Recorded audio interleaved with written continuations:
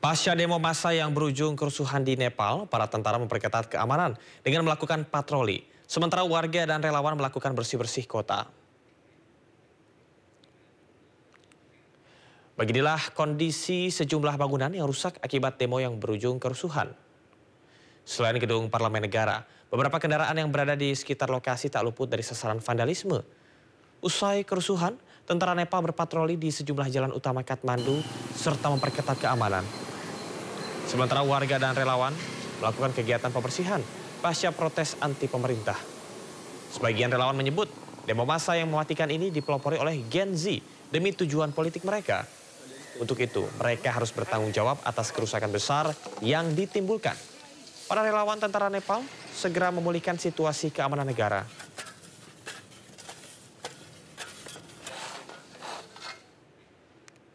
Presiden Prabowo Subianto menelpon Raja atau Emir Qatar, Sheikh Tamim bin Hamad Al Thani. Dalam perbincangan, Presiden Prabowo menanyakan kondisi terkini di Qatar pasca serangan Israel ke Doha, Qatar pada Selasa 9 September.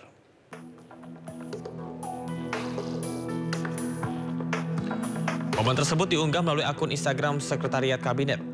Indonesia menegaskan untuk kembali solidaritasnya terhadap pemerintah dan rakyat Qatar, serta menekankan komitmennya untuk mendukung semua upaya diplomatis untuk mencapai penyelesaian adil, komprehensif, dan perdamaian berkelanjutan di Timur Tengah di bawah solusi dua negara.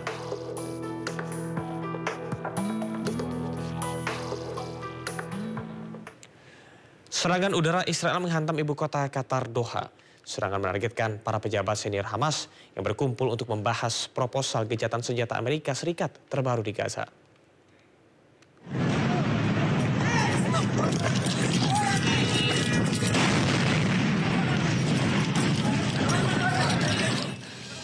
Ledakan terdengar di Doha, Qatar.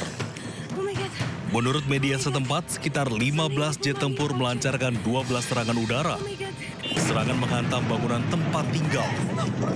Militer Israel menginformasi bahwa mereka melakukan serangan itu dan menyatakan mereka menargetkan kepemimpinan senior Hamas. Qatar pun bersiap melancarkan serangan balasan lantaran serangan Israel ini melanggar hukum internasional. أيضاً تجاوز ليس القوانين الدولية فحسب بل المعايير الأخلاقية. نحن نتحدث عن دولة وسيطة تستضيف مفاوضات بشكل رسمي وبوساطة رسمية وبحضور وفود من هذه الدولة التي أرسلت هذه الصواريخ للهجوم على الوفد المفاوض من الطرف الآخر. Bukan kali ini saja, Israel telah berulang kali melanggar hukum internasional dengan terus menyerang Gaza, Palestina. Targetnya pun bukanlah militer melainkan sipil. Ironisnya, hingga kini belum ada sanksi atau hukuman bagi Israel. Presiden Prabowo pun ikut menyoroti maraknya pelanggaran hukum internasional dalam pertemuan dengan pimpinan negara anggota BRICS. Bahkan Prabowo terang-terangan menyebut negara berkuasa mengintimidasi negara lemah. In this present world of uncertainty, of double and even triple standards, where international law is being daily ignored, where might makes right, where little countries with less power are being intimidated, threatened, bullied, where trade and finance become weapon.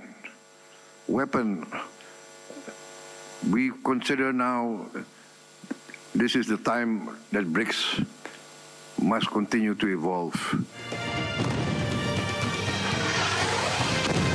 Saat ini Israel terus menyerang Gaza tanpa henti. Mereka juga mengeluarkan selebaran evakuasi bagi 1 jiwa warga Gaza, Palestina. Padahal saat ini tidak ada tempat aman dari serangan tentara Zionis Israel.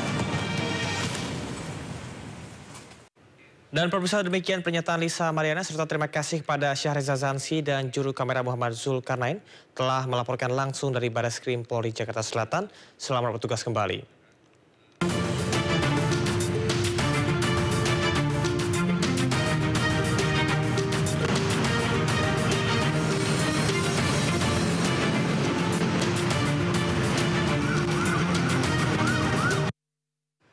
Pemirsa, kami akan ajak Anda mengetahui pantauan lalu lintas hari ini di sejumlah wilayah melalui pantauan CCTV Korlantas Polri. Kita akan bergabung dengan Brigadir Anissa di studio NTMC Polri. Brigadir Anissa, silahkan dengan laporan Anda. Ya, terima kasih Camar dan juga selamat siang pemirsa. Kami dari NTMC Polri akan menginformasikan kondisi arus lalu lintas terkini dari pantauan CCTV. Langsung saja untuk yang pertama kita pantau bagaimana kondisi arus lalu lintas ya ini di kawasan CPO Kuningan, Jakarta Selatan. Bisa kita saksikan bersama pemirsa, tepat di layar kaca Anda situasi arus lalu lintas pada siang hari ini, yakni dari arah Mampang yang akan mengarah ke Menteng, masih terpantau dalam keadaan ramai dan lancar. Namun sudah mulai terlihat adanya peningkatan volume kendaraan, yakni dari arah Menteng yang akan mengarah ke Mampang. Terlihat sudah dominasi kendaraan pribadi roda 4, arus lalu lintas juga mengalami perlambatan. Kami himbau bagi para pengendara untuk tetap tertib dan berhati-hati, serta memperhatikan laju batas kecepatan kendaraan Anda. Dan untuk arus lalu lintas dari arah Menteng yang akan mengarah ke Pancoran, untuk siang hari ini juga sudah mulai terlihat adanya peningkatan volume kendaraan. Masih di kawasan DKI Jakarta, pemirsa, kita akan beralih bagaimana kondisi arus lalu lintas yakni di kawasan Selipi Palmerah, Jakarta Barat. Situasi arus lalu lintas menjelang jam makan siang dan juga istirahat perkantoran. Arus lalu lintas dari arah Semanggi yang akan mengarah ke Grogol terpantau dalam keadaan ramai pada siang hari ini. Dan juga untuk arus lalu lintas dari arah Semanggi yang akan mengarah ke Petamburan maupun yang akan mengarah ke Pejombongan maupun Cawang. Juga pada siang hari ini sudah mulai terlihat adanya peningkatan volume kendaraan.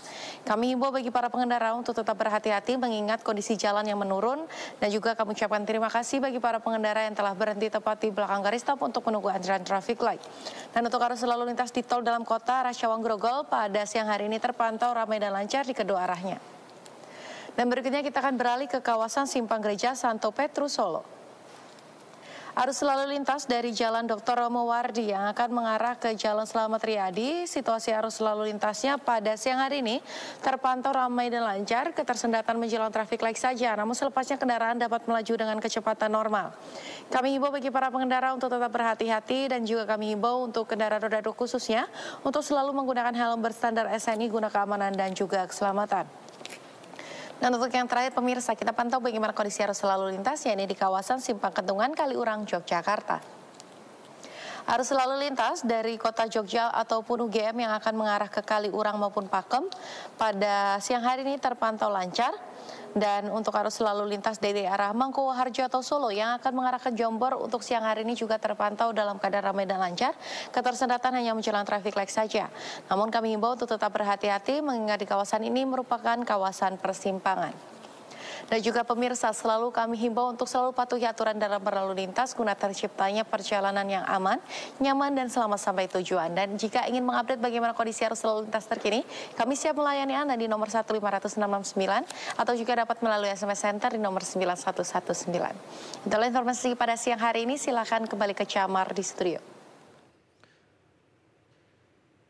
Baik, terima kasih Brigadir Anissa melaporkan langsung dari studio NTMC Polri Jakarta. Selamat bertugas kembali. Salam presisi.